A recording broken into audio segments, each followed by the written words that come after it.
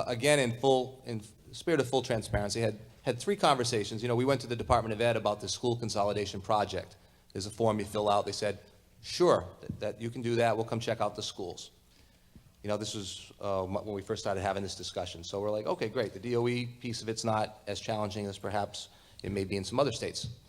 And then we find out today, right? Now, don't jump out of your seats when you hear this, right? Oh, well, wait a minute. You agreed for a contract that over 20 years, you were going to keep that open as a school, so it has to be something under the Department of Ed. And if you don't, you need to give back all the funding that we gave you 15 years ago. So you'll owe us $2.4 million. Breathe What? deep. Breathe deep. Okay, phone call, wait a minute, we'll go back and check, maybe that's not right. Then they called again, well, it's not quite 2.4, it's more like 1.2 million. It'd be like a fine, so if we close the school, we gotta pay a fine. We're like, well, you can get a waiver from the commissioner, and there are certain other avenues to travel. Well, let's just take it at face value. And then finally, we get a third call, the third strike today.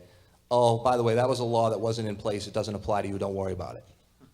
So, to your point about legal opinions and those sorts of things, and to that gentleman earlier getting these things in writing, we need to get all these things in writing, but there have been a lot of challenging things in terms of language, in terms of what's legal, what's not, what does this mean, what if this, then that.